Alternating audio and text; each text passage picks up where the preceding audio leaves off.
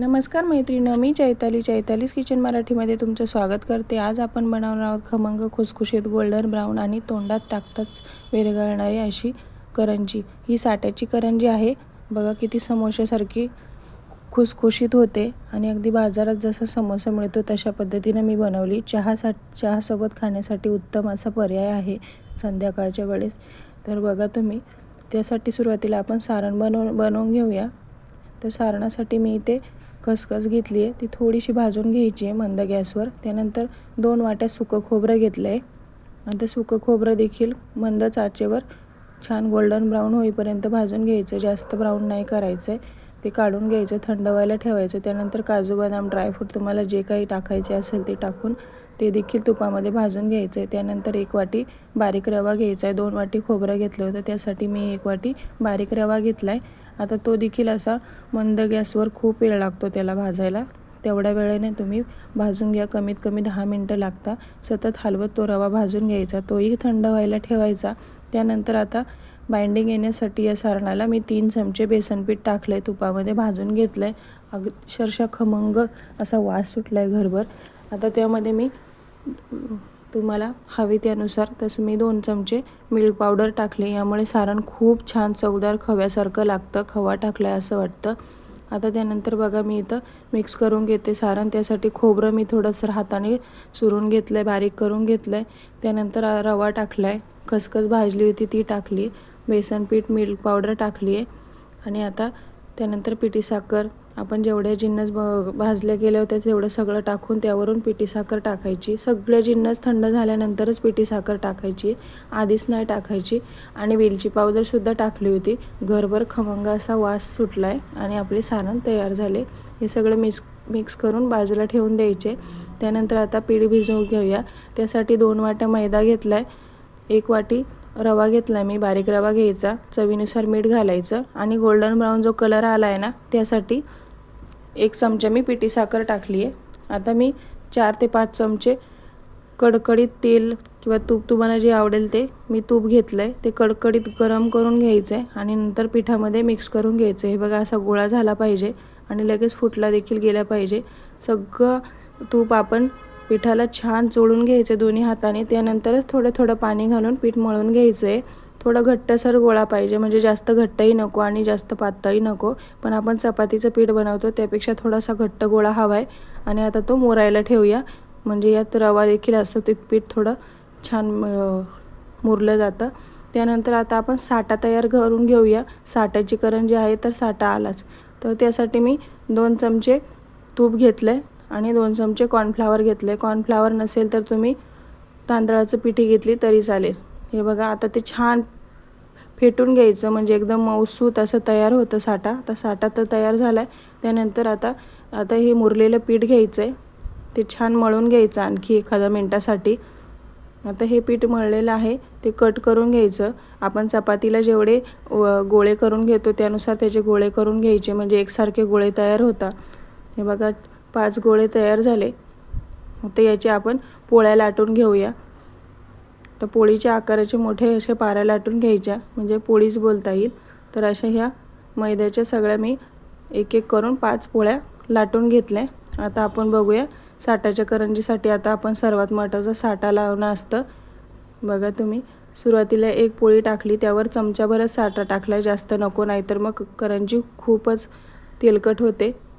त्यानंतर आणखी 1 पोळी टाकून त्यावर पुन्हा साठा टाकला आहे। असं एक एक करत मी 5ही पोळ्यांचं तेच केलं आहे आणि शेवटच्या पोळीवर मी साठा नाही लावला आहे। नंतर हे बघा, असा हळूवारपणे अलगद असा रोल करून घ्यायचं सगळं, नाहीतर साठा यावर डिपेंड असतं आपली साठ्याची करंजी किती लेअर सोडते ते। इथे अजिबात तुम्ही जास्त जोराने प्रेस करायचं नाही आहे, हळूवार लाटायचं आहे आणि हळूवार याला असं लांबसडक करून घ्यायचं आहे चपातीचा रोल आणि नंतर त्याला सुरीच्या साहाय्याने एकसारखे असे, हे बघा, त्याच्या लाट्या तयार करून घ्यायच्या पारीसाठी। बघा तुम्ही, एक एक करून किती छान लेअर आले याला, किती सुंदर दिसते आत्ताच। हे बघा, आता मी तुम्हाला लाटून दाखवते। त्यातली 1 पारी घेतली, 1 गोळा घेतला आहे मी। तेल किंवा पीठ काहीच लावायचं नाही आहे आणि असं अलगदपणे लाटून घ्यायची आहे पारी आपल्याला करंजीसाठी। तर साठ्याच्या करंजी बनवताना हे लक्षात ठेवा, आपण जेवढं लाटण्याने अलगद लाटू तेवढं त्याच्या लेयर्स बंद होणार नाही. लेयर्स आपल्याला नंतर खुलल्या गेले पाहिजे आणि लेयर्स देखील पडल्या पाहिजे. जेवढा साठा छान एवढा आपण मेहनत घेणार, जास्त मेहनत नाही घ्यायची आहे. म्हणजे आपण जेव्हा लाटतो पोळी पारी तेव्हा अजिबातही लाटणं जोराने नाही लाटायची आहे, नाहीतर मग आपले सगळे लेयर्स तिथेच बुजून जातात आणि मग पुढचं आपल्याला करंजीला लेयर पडत नाही. तर बघा मी बनवलेलं सारण वाटीमध्ये घेतलं आणि थोडंसं दूध देखील घेतलं छोट्या वाटीत. तर आता या पारीमध्ये आपण जेवढं बसेल तेवढं सारण लावून टाकून घेऊया. त्यानंतर कढईला दूध लावायचं आहे आणि तुम्हाला जर साच्याच्या साहाय्याने करंजी बनवायची असेल तरी तुम्ही साच्यामध्ये हे पारी ठेवून त्यामध्ये सारण भरून घेऊ शकता. सारण एकदम मापात भरायचं आहे. जास्त झालं तर करंजी फुटते आणि कमी झालं तर मग ती करंजी नुसती सारण नंतर घट्ट होऊन बसतं, खुळखुळ्यासारखी वाजते अशी करंजी. हे बघा किती छान सुंदर असं लेयर दिसतंय आत्ताच. आता जेव्हा तळेल तेव्हा याचे लेयर मोकळे होतील. तर त्यासाठी जास्त याला दाब द्यायचा नाही आहे. हे बघा किती सुंदर आत्ताच दिसते करंजी. याचे काठ शक्यतो काढायचे नाही, कारण काठ जेव्हा आपण काढतो तर तेव्हा प्रॉब्लेम असा होतो की मग ते कडेलापर्यंत जेवढे आपण लेयर पडतात ते पडत नाही, फक्त मधलेच लेयर दिसतं आपल्याला. त्यामुळे शक्यतो काठ काढायचे नाही किंवा मग साच्याचाही वापर करायचा नाही. याचं पीठही वाया जात नाही बघा, सगळ्याचा यूज होतो. त्यानंतर आणखी एक आता तुम्हाला लाटून दाखवते. तर पुन्हा एकदा एक गोळा घेतला आहे, पीठ किंवा तेल न लावता असं लाटून घेतलं आहे अलगदपणे. बघा किती अलगद लाटते. जरा वेळ लागतो पण मग आपल्याला लेयर पण हवीच ना, लेयरचीच करंजी आहे. त्यामुळे मग जरा अलगदपणे लाटायचं म्हणजे लेयर आपले दुमडले जाणार नाही. तुम्ही जर चॅनलला नवीन असाल तर चॅनलला लाईक करा आणि सबस्क्राईब करा. आणि तुमच्या इतर मैत्रिणींना चहासोबत काहीतरी खायला हवे असेल किंवा मग घरात आता मुलांसाठी मधल्या वेळात काहीतरी खायला हवे असेल तर ह्या करंजी एकदा नक्की ट्राय करा. खूप छान खमंग खुसखुशीत होता आणि याची प्रोसेस पिठा मळण्याची किंवा तळण्याची सेम समोशासारखीच आहे. तर याचं लेयरसुद्धा समोसासारखंच तयार होतं. जसं आपण दिवाळीला हलक्याशा तळतो तशा नाही तळल्या मी, एकदम डार्क गोल्डन ब्राऊन होऊन दिल्या आहे. त्यामुळे ह्या खूपच क्रिस्पी झाल्या आणि अजिबात तेलकट नाही झाली आहे. तुम्ही ही रेसिपी नक्की ट्राय करा आणि कमेंटमध्ये मला नक्की कळवा तुम्हाला कशी वाटली रेसिपी. तर पुन्हा आता ही तयार झाली ही पारी देखील. त्यामध्ये आता थोडं सारण भरून घेते मी आणि आता कढईला पुन्हा दूध लावायचं. दुधामुळे काय होतं, या लेयर आहे ना त्या उचकल्या जात नाही अशा, नाहीतर मग ते उचकली लेयर की मग नंतर सगळं सारण तेलामध्ये जातं. तुम्ही पाणी देखील लावू शकता, पण मग पाणी थोडं ओलसर राहिलं पाण्यामुळे तर मग दुधामुळे छान चिकटलं जातं आणि पाण्यामुळे मग थोडीशी भीती वाटते आपल्याला तेलात तळायची, तेलात फुटायला वगैरे नको किंवा पाण्यामुळे तडतड आवाज व्हायला नको, तेल उडायला नको. त्यानंतर आता पुढची प्रोसेस बघा, आपण करंजी तळून घेऊया. त्यासाठी तुम्हाला आधीच सांगते, समोसासारखी खुसखुशीत जर हवी असेल तुम्हाला तर तेल एकदम कमी तापलेलं पाहिजे. कोमट असं पाहिजे, पण जास्त गरम नको आहे. आपण जशी भजी वगैरे तळतो तशी नको आहे. हे बघा किती कमी बुडबुडे येत आहे, म्हणजे किती कमी तेल तापलेलं आहे.